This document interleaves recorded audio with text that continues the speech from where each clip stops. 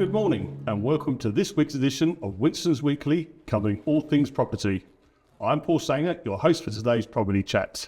Winston, welcome back. Thank you. Good to have you here.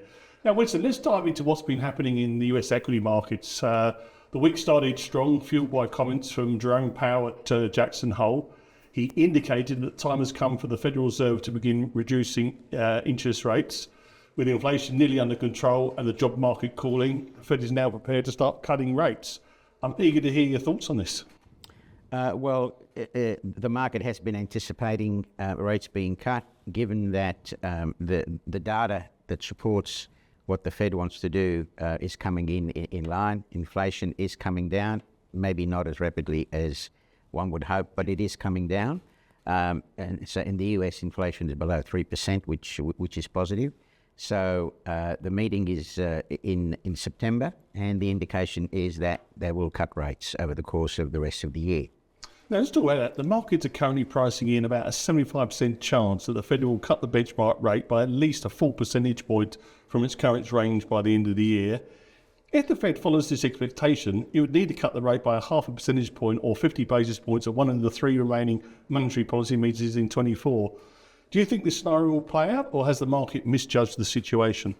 No, I think that will probably play out, and the reason, as you say, the market is expecting 1% over the course of this year, and so there's three meetings, so one of them will have to be 50 basis points if that's the case. But my expectations are that the first one will be 25. 25, yeah. And then as data comes along, they're probably waiting for better data to do the 50 points. And don't forget, we're getting into the US presidential election time period, and maybe they don't want to do a big cut before the election. So it may well be the November-December cut that is the 50 basis points. Gotcha. And let's shift our focus now to the domestic markets. Following those events in the US on Friday, Australian markets are now pricing in one interest rate cut by Christmas and a total of three cuts by May next year.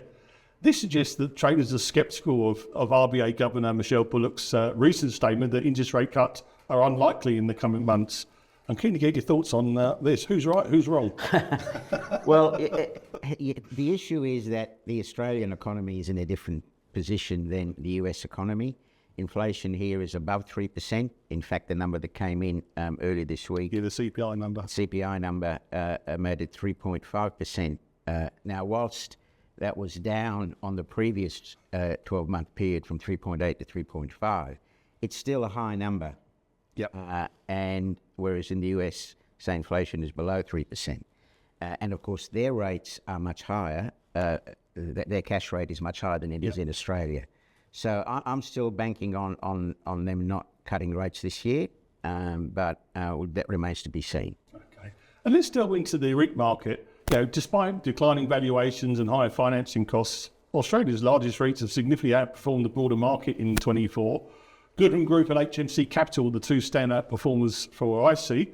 What's the secret sauce of these REITs have been using? Well, they're both slightly different than a normal REIT in that not all of their revenue comes from rental income. In the case of Goodman, there's development income. There's also the fact that they're now going to concentrate a lot more on data centres, which are a growth area in the logistics space. And so that's slightly different to a normal rent collecting REIT.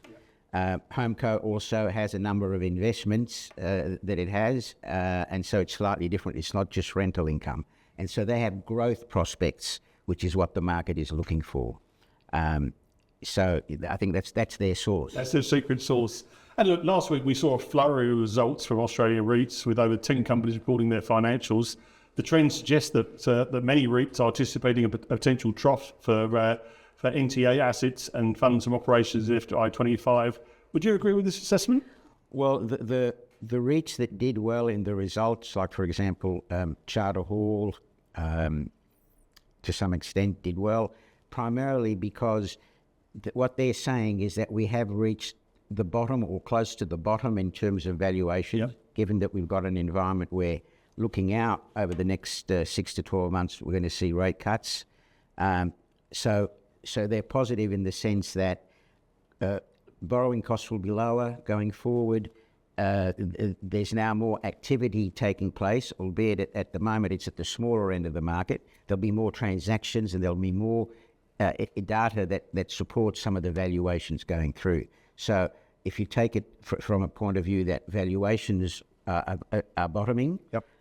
and they're going to be starting to see some flows into some of the fund managers, because after all, Charter Hall is a fund manager, and it's dependent on flows in to be able to expand their business, to develop and so on.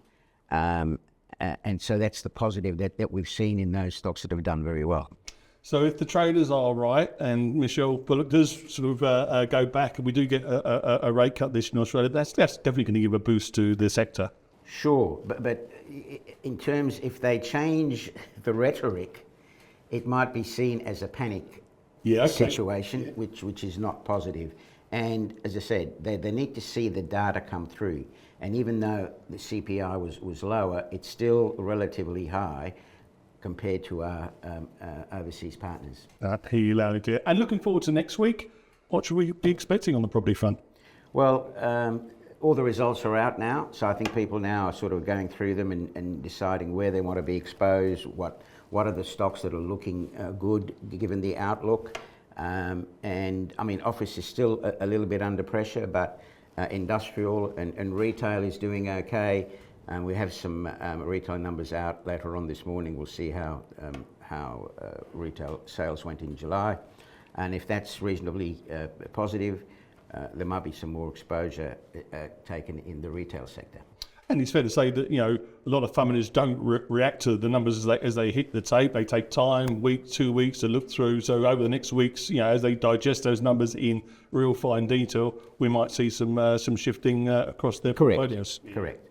Okay, Winston, as always, many thanks for your insights today. And we will be back with another edition of Winston's Weekly next Friday. Have a great day. Thank you.